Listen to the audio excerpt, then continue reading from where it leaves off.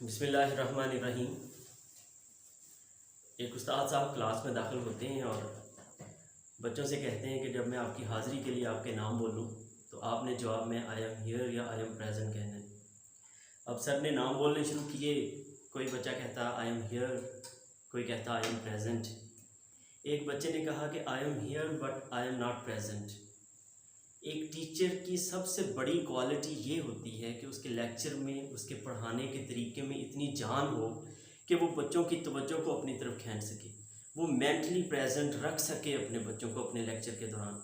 इसलिए कहते हैं कि एक टीचर को एक मदारी की तरह होना चाहिए, उसे डुगडुगी बजाने का फ़न आना चाहिए।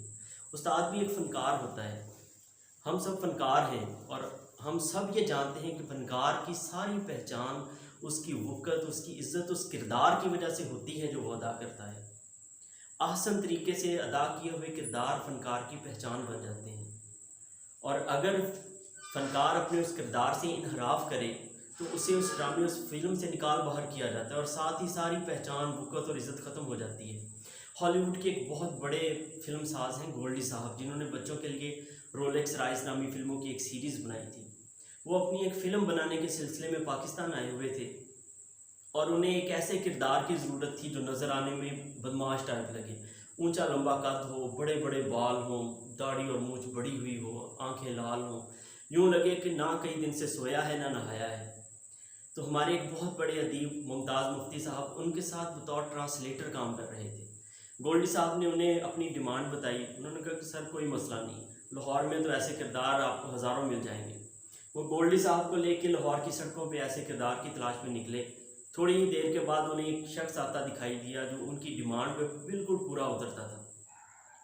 वो उसके पास गए और उन्हें कहा कि हम फिल्म बना रहे हैं और अगर आप फिल्म में काम करना चाहें तो हम आपको अच्छा मुआवजा देंगे।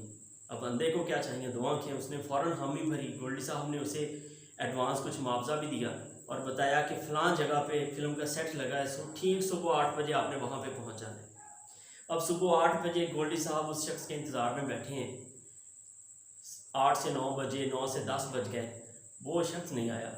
10 बजे एक क्लीन शेव, गोरा चिट्टा एक आदमी आगे आता है। उसने कहा कि सर आपने कल मुझे फ़िल्म में काम करने की ऑफ़र दी थी, आपने मुझे कुछ पैसे भी दिए थे, तो शायद आप मुझे पहचान नहीं रहे।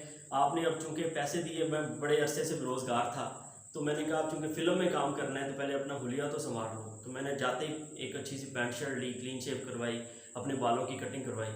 गोल्डी साहब ने उसकी बात सुन के अपना सर पकड़ लिया और अपने गार्ड्स को कहा कि इससे कहो कि मेरी नज़रों से दूर हो जाए। तो उसकी सारी वक़्त उस किरदार से थी ना जो उसने अदा करना था। इसी तरह हम भी फ़नकार हैं और हम राहबरी का मुक़द्दस और कठिन किरदार अदा कर रहे हैं। अल्लाह पाक से दुआ है कि हमें इस किरदार को अदा करने में आसानी फ़राहम करे। अब मैं अपने आज के टॉपिक की तरफ आता हूँ। मेरा आज का टॉपिक तो है मार नहीं प्यार। लेकिन मैं बड़ी देर बैठा इस टॉपिक पे सोचता रहा कि दो तबके हैं, अब स्टूडेंट्स हैं और असातिज़ा हैं। मैं चूँकि खुद एक टीचर हूँ तो स्टूडेंट्स के लिए तो ये मीठी गोली है, लेकिन बहरहाल टीचर्स के लिए ये कड़वी गोली थी। तो मैं बड़ी देर के बाद फिर मैंने इस कड़वी गोली को यूँ समझ लें कि शुगर कोटेड किया है और इसका मैंने दूसरे टॉपिक के नाम से मैं आपके सामने इस पर कुछ बातचीत करूँगा। हिम्मत करे इंसान तो क्या हो नहीं सकता। पहले मैं कुछ बातें उन मकासद पे करना चाहता हूँ जिनकी वजह से मैंने इस टॉपिक का इंतखाब किया है। पहला मकसद तो पहला लफ्ज़ है, यानी अपने आप को, अपने असातिज़ा को और अपने स्टूडेंट्स को बाहिम्मत बनाना पहला मकसद है। दूसरी बात यह है कि हम सब ये जानते हैं कि हम बच्चों से दो तरीक़ों से काम करवाते हैं। एक जो आम तरीका है खौफ से और दूसरा तरीका है तरगीब से। दूसरा मकसद ये है कि आज हमने इनमें से एक तरीके पे टिक का निशान लगाना है और एक तरीके को क्रॉस करना है। हम बच्चों को डरा धमका के, डांट के, मार के किसी अमल पर आमादा करते हैं, लेकिन इस तरीके में एक बुनियादी सुकून मौजूद है जिसकी वजह से इसके खातिर खा नताइज बरामद नहीं होते। एक देहाती, अनपढ़ देहाती है, बहुत पिछले ज़माने का, उसे रास्ते में चलते हुए कहीं रेडियो मिल जाता है। वो उठा के उसे देखता है, उसे समझ नहीं आती कि ये क्या चीज़ है। वो समझता है कि ये मेरे काम की नहीं है, वो उठा के दोबारा फेंक देता है उसे। अब नीचे गिरने से रेडियो बाई चांस ऑन हो जाता है और उसमें से गाने की आवाज़ आना शुरू हो जाती है। वो बड़ा खुश होता है, उठाता है, गाने सुनता है। अब जब वो प्रोग्राम ख़त्म हो जाता है, गानों की बात बंद हो जाती है, तो दोबारा फेंक देता है।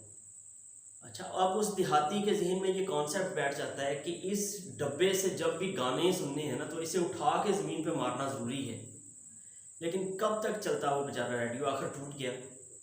तो ये तरीका वारदात जो है, ये महज ऐसे रेडियो पैदा करता है कि थप्पड़ लगे तो रेडियो बोलना शुरू कर दे, और थप्पड़ लगने बंद हो जाए तो रेडियो की चार्जिंग भी ख़त्म हो जाए, और फिर मुसलसल चार्जिंग की ज़रूरत पेश आती है। और हमें पता है कि ज़्यादा चार्जिंग करने से बैटरी जल भी जाती है, यानी बच्चा बागी हो जाता है। तो हमारा मकसद रेडियो पैदा करना नहीं, बल्कि अच्छे इंसान पैदा करना है। तो मैं वाइट बोर्ड पे भी और इंशाल्लाह अपनी ज़िंदगी में भी इस तरीका वारदात पे क्रॉस का निशान लगाने लगा हूँ, और इस तरीके पे टिक का निशान लगाने लगा हूँ, क्योंकि eagerness is the way to success.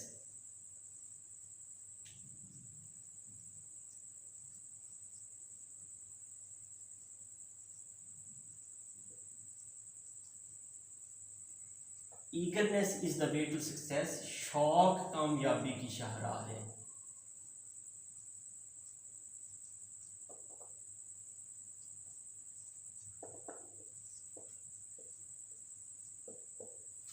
शौक कामयाबी की शाहराह है, खौफ कामयाबी की शाहराह नहीं है। हम में से कौन है जो ख्वाब नहीं देखता? यकीनन सबकी आंखें ही ख्वाबों का तवाफ़ करती हैं, मगर बात सिर्फ तवाफ़ करने से नहीं बनती, बात बनती है ख्वाबों का ताक़ुब करने से। सफ़ाए हस्ती पे उन लोगों का नाम बाकी रह जाता है जिनकी आंखें ख्वाबों के ताक़ुब में और उनके कदम आंखों के ताक़ुब में रहते हैं। कामयाबी, खुशी, सच्ची दोस्ती, अच्छी नौकरी, जीता जागता जानदार जिस्म, सेहत, तंदुरुस्ती, मुआशी आज़ादी, नेक औलाद, रूहानी इत्मीनान और सुकून का ख्वाब कौन नहीं देखता? कौन है जो अपने लिए कभी ना कभी आसूदगी, कामयाबी, सुकून और मोहब्बत का ख्वाब नहीं सजाता? लेकिन आपको भी पता है कि लोगों की अक्सरियत इस यकीन कामल के धागे से बंधी नज़र आती है कि ख्वाब तो जी बस ख्वाब होते हैं, ख्वाबों से बाहर निकल आओ भैया, ख्वाबों में क्या रखा है, ख्वाब तो ज़ख्म देते हैं। इस तरह के जुमले हमें सिखा देते हैं कि ख्वाब देखना तो कोई बड़ी ही अहमकाना बात है। ख्वाब कहते किसे हैं? जवाब में हमें इस तरह के लफ्ज़ सुनने को मिलेंगे: अनहोनी बात, नामुमकिन ख्याल, झूठा तसव्वुर, नाकाबिल हुसूल, अकल से आरी बात, सुस्ती, बेअमली। लेकिन ख्वाब के साथ जोड़ने के लिए क्या ये मौजूद लफ्ज़ हैं? अगर आपके जहन में भी ख्वाब के साथ ऐसे तसव्वुरात आते हैं, तो जान लीजिए कि आपने आज तक ख्वाब के साथ जो भी लफ्ज़ जोड़े हैं गलत हैं। आज से हम ख्वाब के साथ कुछ नए निराले और तरोताज़ा लफ्ज़ वाबस्ता करेंगे। मसलन जोश, शानदार मुस्तकबिल, रोशनी, तवानाई, उम्मीद, जज्बा, खिंच। ये खिंच क्या होती है? हमारी ज़िंदगियों पे दो तरह की खिंच पड़ती है। एक माजी की खिंच, परेशानियों, गुज़श्ता नाकामियों, बेअतमादी के सदमों की खिंच, जो कि पाँव की बेड़ी होती है, जो आपको तकलीफ़ दे माजी में धंसाए रखती है। एक और तरह की खिंच भी होती है, ख्वाबों की खिंच, मुसलसल आगे की तरफ खींचने वाली, तवानाइयाँ बढ़ाने वाली, रास्ता दिखाने वाली, रात को देर तक जगाने वाली, सुबह जल्दी उठाने वाली, मुश्किलात के मुकाबले में खड़ा रखने वाली। दूसरे लफ्ज़ों में मकसद की खिंच, जो ख्वाबों को हकीकत में बदलने का मोर्चा दिखाती है। यहाँ मैं आपसे एक और बात कहना चाहूँगा कि ख्वाब देखें, लेकिन बड़े ख्वाब देखें, छोटे ख्वाब ना देखें। तो एक पायलट एक जहाज़ उड़ाता है ना, और जहाज़ को उड़ा के 26,000 फीट की बुलंदी पे ले जाता है। अब इतनी हाइट पे जहाज़ को किसी चीज़ से टकरा के तबाह हो जाने का कोई ख़तरा नहीं है।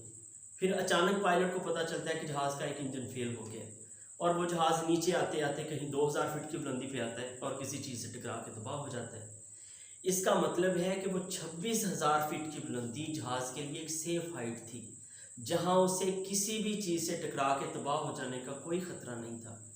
इसी तरह अगर हम ये चाहते हैं कि ज़िंदगी में हमारी परवाज़ बुलंद रहे, तो हमारी सोच, हमारे ख्याल और हमारे ख्वाब भी 26,000 फीट की बुलंदी वाले होने चाहिए। जब हम फर्स्ट ईयर और सेकंड ईयर में थे, तो उस ज़माने में एनसीसी की एक ट्रेनिंग होती थी, नेशनल कैडेट कोर। आर्मी के ऑफिसर्स आते थे वो ट्रेनिंग करवाने के लिए। तो हमें जो ट्रेनिंग करवा रहे थे सूबेदार साहब, उनकी एक बात आज तक मेरे जहन में महफूज है। उन्होंने ट्रेनिंग करवाई और हमें वार्म अप करने के लिए पुशअप लगाने का ऑर्डर दिया। अचानक उन्होंने कहा जवानों कितने पुशअप लगा सकते हो? हमने कहा सर 20 पुशअप लगा सकते हैं। उन्होंने कहा 50 पुशअप लगा सकते हो? हमने कहा सर नहीं। उन्होंने कहा अच्छा अगर आप 5 पुशअप लगाओ और 2 मिनट आराम करो, फिर 5 पुशअप लगाओ और 2 मिनट आराम करो तो 50 लगा लोगे? हमने कहा सर बिल्कुल लगा लेंगे। उन्होंने कहा अच्छा अब बताओ 5 से 50 तक पहुंचने में क्या राज है? हम सब ने जल्दी से कहा सर आराम। उन्होंने कहा नहीं, असल राज है थोड़ा आराम, 2 मिनट का आराम। ज़िंदगी का मकसद आराम करना नहीं, काम करना है। और हम सब के चेहरों पे खुशगवार इंकशाफ था। हम सब अपने ख्वाबों में अजीम काम करने के मंसूबे बनाते हैं। हम सब अमर हो जाने का ख्वाब देखते हैं। हमारे अंदर कुछ कर गुजरने की धुन अक्सर सर उठाती है, लेकिन इसके बावजूद हम में से अक्सर की ज़िंदगी वो नहीं होती जिसका हमने ख्वाब देख रखा होता है। कभी हमारे पास पैसे नहीं होते तो कभी हमारे रिश्ते नाते दाव पर लगे नजर आते हैं। कभी नाकामियों की तलवार हमारे सर पे लटकी होती है तो कभी बिजली, गैस, पानी और टेलीफोन का बिल हमारा खून नचोड़ रहा होता है। कभी हमारी नौकरी खतरों में घिरी होती है तो कभी हम जज्बाती ज़िंदगी में दिवालिया हो जाते हैं। हम अपने मन को बहती ज़िंदगी क्यों नहीं गुजार पाते? कौन सी चीज़ हमें वो सब हासिल करने से रोके रखती है जिसके हम ख्वाहिशमंद होते हैं? क्या आपका दिल ये मानने को तैयार है कि सबसे बड़ा स्पीड ब्रेकर हमारा अपना खौफ है? ये खौफ ही है जो हमें पछाड़ता है, हमारा खून सुखाता है, हमारी इज्जत नफ्स को खोखला कर देता है, हमारे हौसलों को शिकस्ता कर देता है और हमारे मकासद के सामने ऐसे तसव्वुराती पहाड़ खड़े कर देता है जिन्हें अबूर करना हमें नामुमकिन दिखाई देता है। इसका मतलब है कि खौफ अमन का कातिल है। ये फिक्रा मैं आपके लिए लिख रहा हूँ। खौफ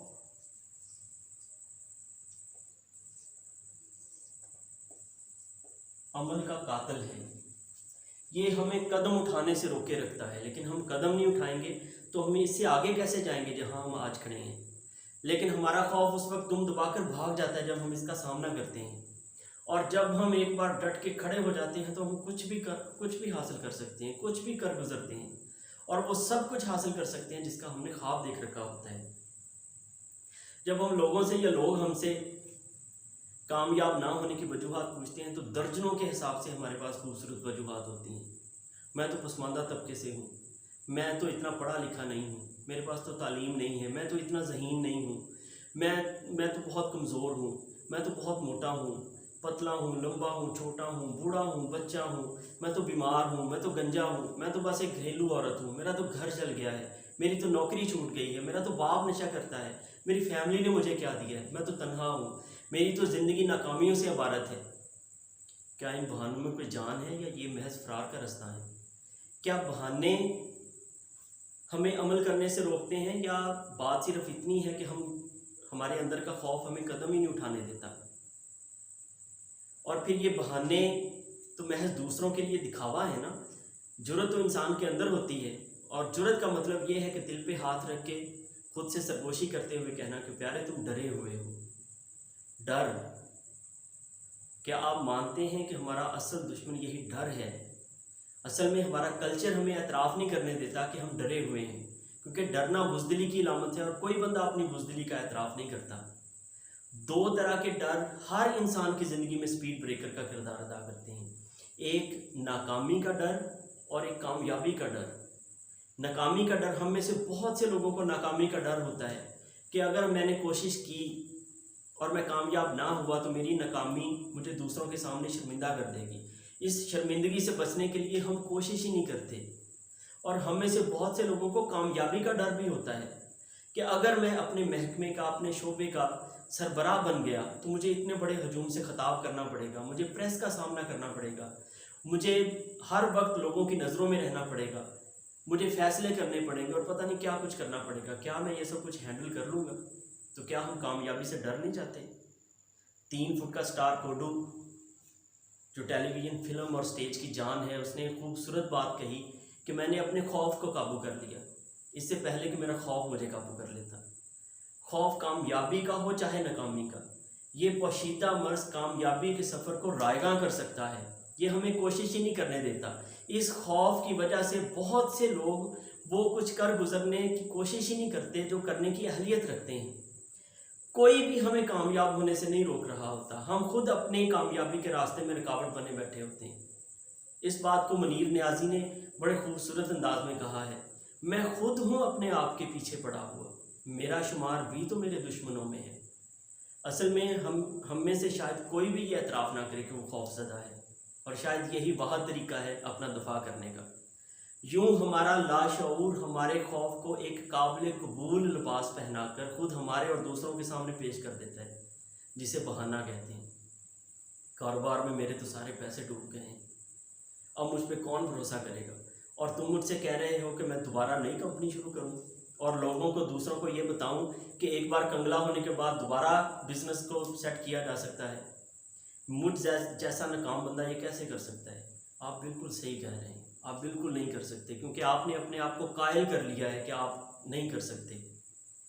हमारा खौफ हमें मार मार के अधमुआ कर देता है, हमारी तवानाइयाँ निचोड़ देता है, दूसरे लफ्ज़ों में हमें कहीं का नहीं छोड़ता। हम दूसरे लफ्ज़ों में हमें कोशिश ही नहीं करने देता, और अगर हम कोशिश नहीं करेंगे तो हम आगे कैसे बढ़ेंगे।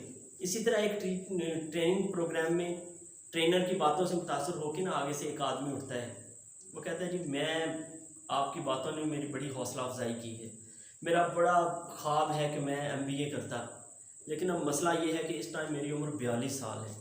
अगर मैं MBA करना शुरू करूँ तो MBA जब कंप्लीट करूँगा तो मैं 44 साल का हो जाऊँगा।